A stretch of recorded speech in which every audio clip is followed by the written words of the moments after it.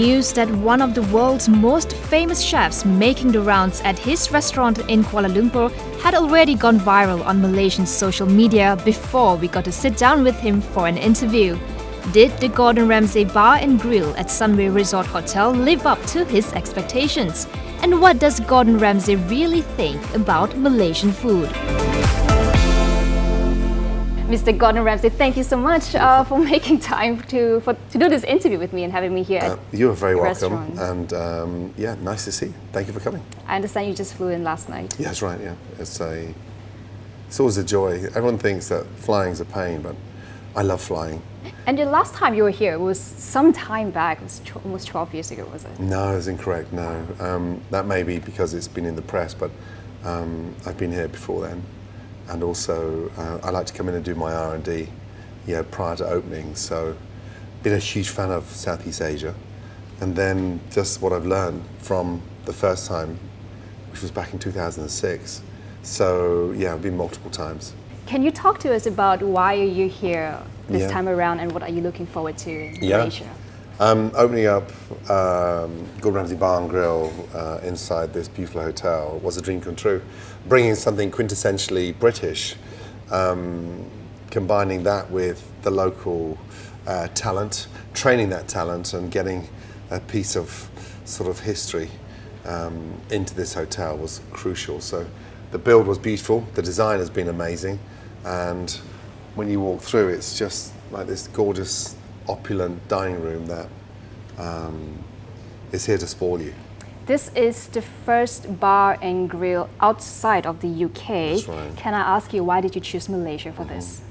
I've always been a huge fan of Malaysian cuisine, not just the power of the spice, the heat, but the work ethic. There's something quite British about how hard we work, and that level of perfection is in my DNA. So being given that opportunity to establish the brand, put something unique on the map, and then respect the sort of multicultural melting pot in Malaysia, draw from that experience, and then bring something magical to Malaysia. That was a dream come true.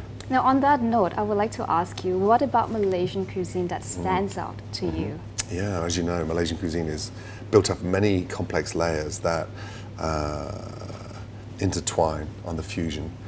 And you think of the amount of dishes, the hallmarks, the crossover, the religious aspect, and that multicultural melting pot for me is something that I feel very comfortable in, whether it's the classics, the staples, or whether it's a beautiful rendang, the pace that goes into making a beautiful curry, the fragrance of Malaysian cuisine. So, yeah, I'm a big lover of Malaysian cuisine. Well, you've certainly traveled to this part of Asia many times while doing your filming and also your restaurants. How has your cooking style been influenced by Asian cuisine? Yeah, I like the fusion. And so I'd be very silly not to embrace what's happening locally here, try to source as much produce as we can. And then it comes down to the talent, the chefs in the kitchen. I have one European chef and 27 locals, and so the setup was extraordinary. The teaching was just crafted in a way that it was a lot of training, a lot of understanding, and I taught all the young cooks to taste first before we can cook. If you don't know what it tastes of, you shouldn't be cooking it. So we spent many weeks just tasting and understanding what those 3 or 4 things mean to you on a plate. So yeah, I'm happy. I mean, any brand new restaurant takes between sort of 6 and 9, sometimes 12 months to settle down and find its way. So the problem we had here is that we opened up and it was fully booked, and it was 20-odd thousand reservations within the first month, and so that's a lot of volume. That's wonderful. We've only got 140 seats, so I said to the team, pace yourself. There's no race. This is a marathon. Malaysia, we're here for a long time. This is not a 100-meter sprint. That's great to hear. Now, you spoke about talent, and I do wonder, what does it take for someone to work for you? I inspire a lot of individuals because I'm loyal, and that's one thing I look in any chef is that level of loyalty, vision, and then the discipline. I can teach them, 7 days a week, but when I'm not here, they need to teach themselves to be like me in a way that they maintain standards and push further for that. So, discipline, respect for ingredients, and just having that vision on where to draw the line on the seasoning, the decorative part, and don't get carried away with too many pictures. So they're the three main qualities that help build the profile of an amazing young chef. You have so many restaurants all around the world, and you spoke about consistency, and I do wonder, how do you do that with one person, Gordon Ramsay himself, and how do you maintain that across all the other restaurants, and to maintain not just consistency in terms of food, but also service? That's right, that's a really good question. Something of this magnitude can't be done many times, and so if you look at the portfolio of restaurants that we run, it's got the fast casual, super casual, 1-star Michelin, 2-star Michelin, 3-star Michelin. So you have to conceptualize the restaurant to what the standards require, and then train and embrace talent, and then create opportunities where they can cross over into different layers to get more experience. And so how do we maintain consistency? I think it's down to the quality of ingredients, the delivery of those dishes, and not overshooting the mark. That's really important. You can't go around the world opening 2-star, 3-star Michelin restaurants. Restaurant Gordon Ramsay today celebrates 25 years open, and we're in our 23rd year with 3 Michelin star. Now that's got a tiny dining room, 40 seats, 57 staff and 40 seats. So if you think of the ratio of that per chair to member of staff, it's perfection 5 days a week. Yeah. So each restaurant is tailor-made, but I don't control them all. It's impossible. I'd be an idiot to think I can control them all. What I do is have a presence in all of them, and what I can do is make sure that we're consistent, and that's the name of the game. How do you maintain that connection with your team, who are based all over the world? Yeah, so unlike any other brands, we're 2.5 decades of team, and from head of culinary to head of service to mixologist to R&D chefs, or any time there's a latest restaurant. We were eating in a wonderful tapas bar in Barcelona a couple of months back, so when something new is open, the team are in there and they're getting inspired. So how do we maintain that? There's a huge team. In the UK alone, we're over 1,300 staff. So it's a big outfit now. Just in UK alone, 1,300? Just in the UK, and 3,000 globally. So, there's a lot of talent. And unfortunately, I'm the one that sat, at the top of the tree. Yeah. I suppose because I started it, but you should see what's behind me and alongside me. It makes me so happy to see them doing so well. It's a big empire. Yeah, it never started like that. It was one restaurant, one dream team, and it's grown. But things grow across. Okay, so 6 months. So tell me that why Malaysia, and why it took you so long to come here? When Malaysia came calling, first of all you got to look at the position, the setup, and the compatibleness. Can you work with a partner, and do they strive for what you stand for, and can they protect and enhance what you're doing? The chairman here is just a absolute legend in a way that the education and what the college and uni stands for is philanthropy work. What he's doing as a sustainable, future-facing brand, the mall that he runs. And so I was excited about the setup. If the setup's right and that infrastructure's there, then we've got a chance of getting a success. If we're compatible, we're on the same page, and we share that same vision, then it's a no-brainer.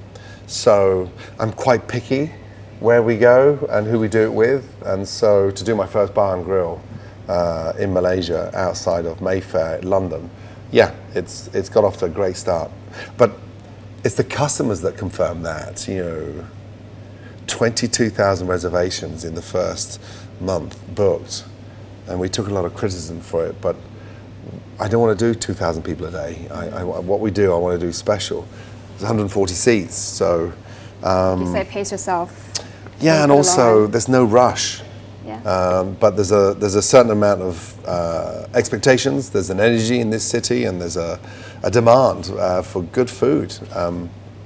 For an establishment like this bar and grill, is it important that it goes with the local taste? Because bar and grill is not something that is very Malaysian. Mm-hmm. So for someone who's here, do you ensure there's some localness in it? That's a good question. I think the blends of spices and what we do, the garnishes. I was tasting the sprouts this morning. They're roasted with a blend from the local market. I think we need to be smart and not insult. I wouldn't bring locals here to eat Malaysian food. I'm using Malaysian ingredients and developing, a standard that we produce in London, from the Wellington to the scallops, and a sort of a European quintessential Britishness. So it's definitely something different. The locals are biting, and we've got off to a great start. We're 6 months in, so I still consider us very new. Yes. And now that the pandemic is gone and we can start that grassroots effect and start building the standards. There was a lot of excitement when this opened about 6 months ago. Malaysia's always been known as a food destination among travelers, but never quite a culinary hub in Asia. I think only until recently that the Michelin Guide has decided to put Malaysia on the map with Penang and Kuala Lumpur. So I do want to get your thoughts about the Malaysian culinary scene. Yeah, 10 years ago it was Japanese and Norwegian influences that were blending. We still draw huge amounts from the Malaysian DNA. Vietnamese, Southeast Asia, like I said, is this wonderful melting pot. I think the Michelin are very wise to establish in those two major areas. And I think it's a confirmation of how Malaysian cuisine was always the sleeping beauty of Southeast Asia that never really got the look it deserved. I think Malaysia was going through what Britain went through 20 years ago. And when I first stepped in France to train in the 90s, they would look at me and they'd brush me off to the side because they never took any British food, chef, cook, ideas seriously. And so I'm glad that Michelin's now put in the spotlight. I think it'll be a welcome success. And also, it's about time it got the credit it deserves, because I discovered this place nearly 20 years ago and I was blown away. And then the culture of the hard work, that we're not scared to work here, and there's an acceptance of graft that they put in daily. It doesn't just land on their lap. I'm sure a lot of Malaysian chefs would like to know, what does Gordon Ramsay think of the Malaysian culinary scene, and what can you do to be better? Yeah, I think we're all looking to do better. The Brits are looking to do better. The Spanish are looking to do better. The French don't want to sit on their laurels. They want to try and cook food with no cream or butter. That's very hard for the French. So Malaysia has to sort of represent Asia as a pillar in amongst greatness and be part of that foundation. So the Malaysian Culinary Institute have got nothing to worry about. I think it's just about to implode globally, because it's now being well recognized and rightly so. So yeah, certainly nothing to fear, but about time it got pushed to the Premier League, because it deserves to be there. Well, that's a good analogy. Okay, now I'd like to just switch gears a bit to talk about yourself. Where do you find your inspiration? I find my inspiration majority of the time through travel.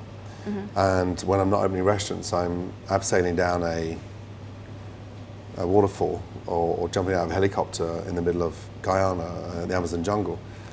So I I get to source and educate myself on a weekly basis. So I'm one of the luckiest chefs on the planet, and I've been to nearly every corner of the planet, and the only thing I want to do is get away from anything touristy and to dive into the local scene, whether it's digging a pit for a hungy in New Zealand to roast a lamb, or diving for hand dive scallops on the coast of Norway.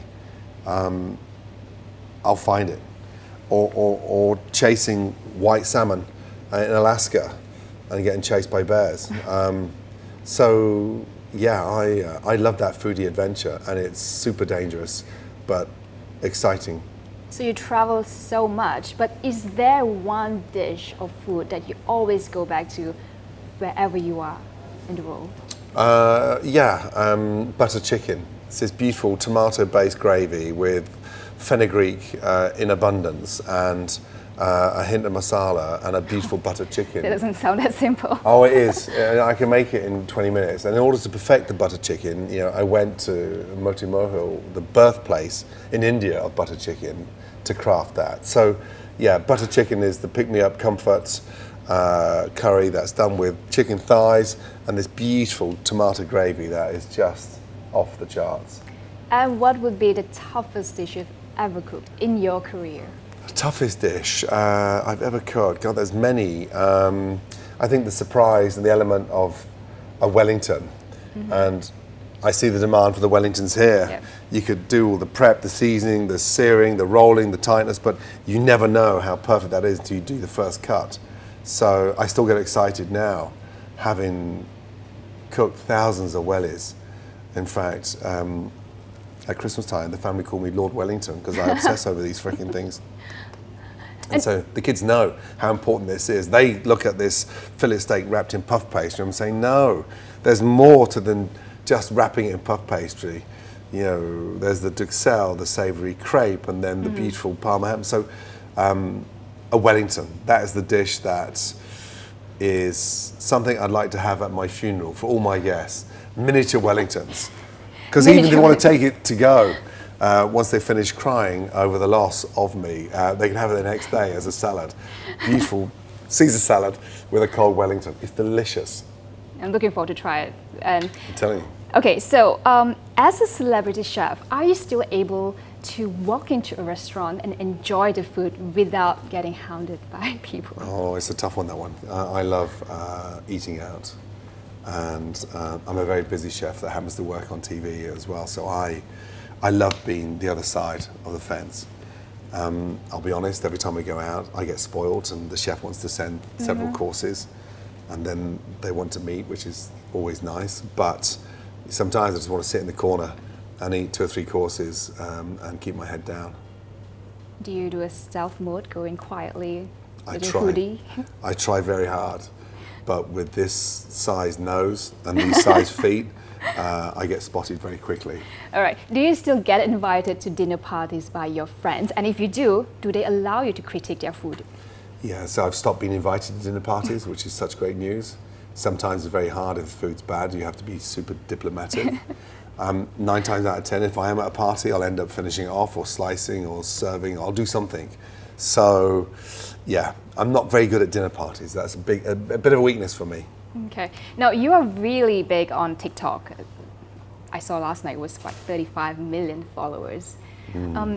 I want to get your thoughts about, because there are a lot of private chefs are now celebrities thanks to social media like TikTok, right? Yeah. Do you think it is easier for chefs now to gain public recognition compared to before?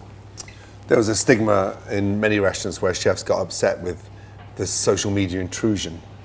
I'm an advocate for that because I think it's the best way to highlight any restaurant through social media platform, and it's instant. We could be sat here now, I could show you a picture from the latest restaurant that's opening in Sydney Harbour, and we got the image and we got the live footage within seconds. So I welcome that intrusion. I think it's the customer's prerogative to take pictures because they're paying for the dinner or the lunch. That's their special moment. And I think there's a huge surge of talent that's on social media that is really helping to improve the image of the industry. So I'm a big fan of that. I launched the competition last year in in LA called Next Level Chef. And it was putting professional chefs, home chefs, and social media chefs into the same arena for the first time ever to cook and to compete. And there was a newfound respect for social media chefs because the professional chefs didn't really consider them to be a threat, but until they saw how focused they were on making something look spectacular and tasting delicious, was a big wake-up call. Have you been able to spot any talent from social media? Yeah, many a talent, and we get inundated with, you know, messages, requests, resumes. Oh, we see a lot of talent on social media, and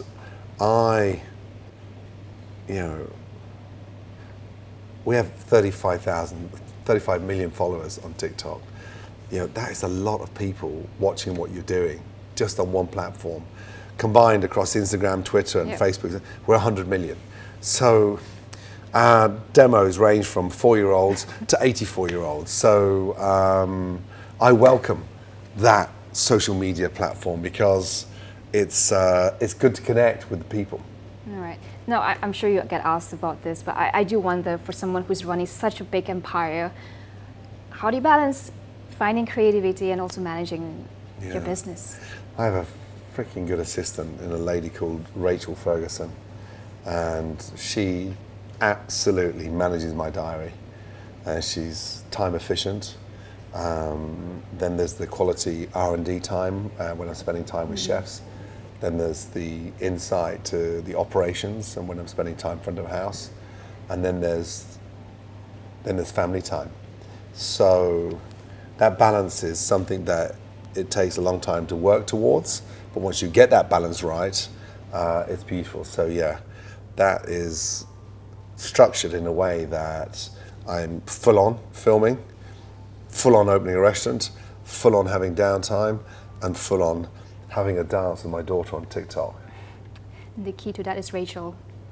Rachel Ferguson. Every great chef needs Rachel. An absolute amazing assistant because they manage your diary and they take over because chefs are generous souls because we give and we give and we give and we give and we give and we want to be generous, and then you're generous in your life with your career, and then you're generous with your time. And so running multiple charities and having such demands on my time, I need a brick wall that I can hide behind, and that's Rachel. So she's the baddie who says, no, he hasn't got time. Yes, I can fit that in, only if it's 8 o'clock. Yes, I can get that done if you want to jump on a call before 6. Okay. And so, yeah, she's the baddie. Rachel Ferguson. Okay, so you have a very tough personality on TV. Do you think so? Yes, I've Really? seen videos. Tell me about those videos, because I don't watch them. Let's just say I was a bit intimidated before I came for this interview, but then I've heard really nice things. So, were you watching Kitchen Nightmares? Yes. So we have to be tough love on that, right? We have to go in with a insight to fixing them. Sometimes it's the relationship before the restaurant. Then you leave the prescription. You've gone to a doctor before, and if you don't follow that prescription, then you don't get better. So when those restaurants are up and running and successful, they don't ring you up and give you praise. When they close, you get blamed. So I'm screwed either way, but it doesn't stop me from doing my job. So I think that level of firmness is about being honest. And I'm going to absolutely... The audience love you for your honesty. I am not changing that.